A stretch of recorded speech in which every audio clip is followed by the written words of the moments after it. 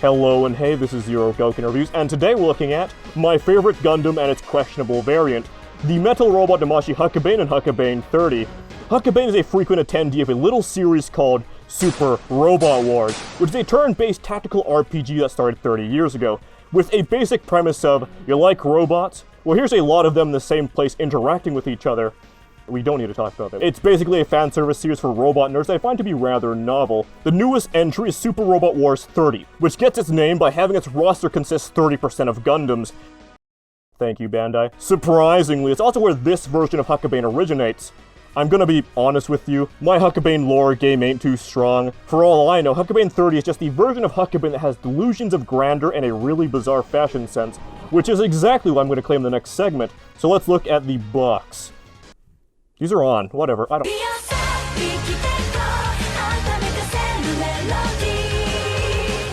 My favorite thing about how Huckebein looks is that it's fucking blue. Dabba-dee, dabba-die. Not to say the sculptor didn't do a fantastic job here, because they absolutely did. I honestly really like how this looks. I also like the phallic cannon, but that's for later. Speaking of which, the later versions of Huckebein are, I guess, similar. Mark 2 and 3 have mostly the same head, whereas 30 probably has the most striking head design because it's... I know it stands for Xenogeneics Factorix Type.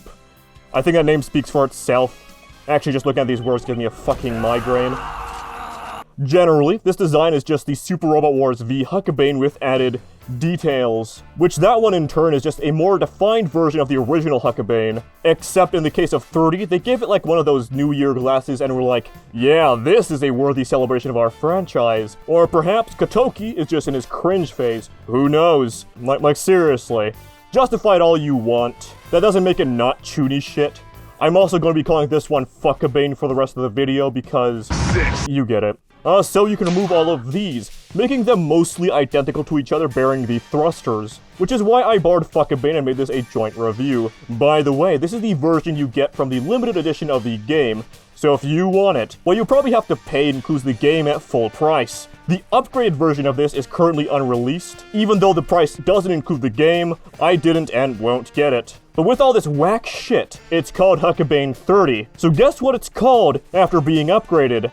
Huckebein 30th. Yeah, it's fucking stupid. It is identical, except you do get the Ken and don't get the funny X's. Well, you do, but it's the sealed version, which is really strange because that's like blindfolding someone wearing a VR set. And not only that, but it also fucking sucks, because you need to buy both versions to get any use out of it since you don't get the rest of the patches. Thank you, Paradox. The main addition of the version is this rather excessive backpack. Excess can be enjoyable, but I feel this might be a bit too busy for my taste. Don't even get me started. I didn't talk about the differing shades of blue because it's kind of been jumping between light and dark blue since its inception. I will say in this case, I do prefer the light blue, which might again be biased, but I don't know. What I do know is that, material-wise, I like the feel of these figures. Articulation is a bit tight in places, but not bad. Unlike the Knight Gundam I had, which was a bit more inconsistent, it seems like the metal robot Damashii line might have gotten better over the years. I still need to get that, Bill line. Anyway.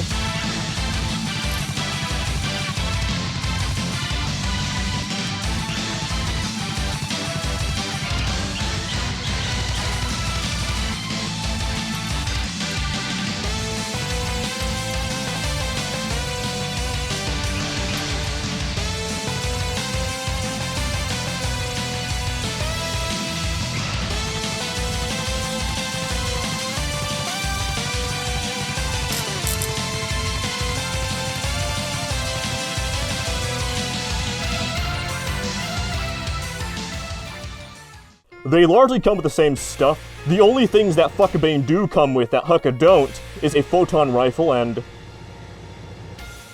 I already brought this up earlier. It's all quite convenient, so aside from the conceptual and visual aspect, no complaints here.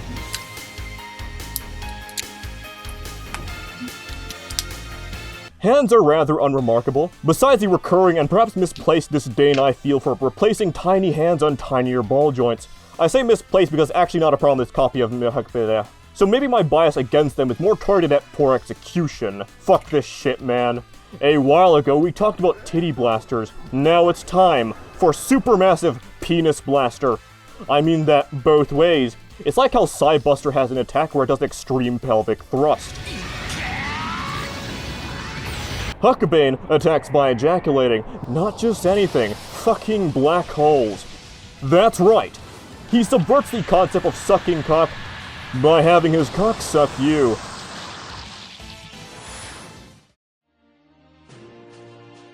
Remember when Star Wars movies were good? I actually haven't seen the last 2 movies, and I probably won't. So this is why Go Guy's signature is on the logo, since it can't be because of the featured series, since it's only fucking 2. Oh, I'm not mad at all.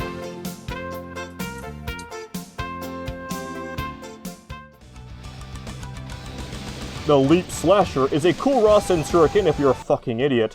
It's formed by combining 6 arc pieces mid-air, and attacks without requiring contact with its user. So you need to use the... stand. This is one of the differences the metal robot Damashii line has to the robot Damashii line, apart from the metal part. Putting aside tradition, it probably inflates the price a bit, but it's a welcome addition. Speaking of, inflation. Guts, Mazinger, Ludens. By the way, Huckebein is not a Gundam. Gundam is a topic for another day, but Huckebein is an original Super Robot from the first Super Robot Wars game, which was designed as a homage to Gundam, although a lot of people probably assume there's no deception when I said it's my favorite Gundam, because it really does just look like one. I also find it infinitely amusing that statistically, half of the Gundam fans watching this won't get far enough to hear me say this. Anyway, neither of these are bad, and I guess if you can accept the prices, I can recommend them. Although the Huckebein has gone rather pricey and hard to find. I might be somewhat at fault. 2 years ago, these were going for 7 to 9k yen on Mandarake, and I basically bought a few of them to locally sell for twice as much. Although, most things have kind of gone up and gone rare anyway. For the record, I only sold like 3. Either way, a very special thank you to the anonymous benefactor who commissioned this review. If you would like to commission me to review something, reconsider.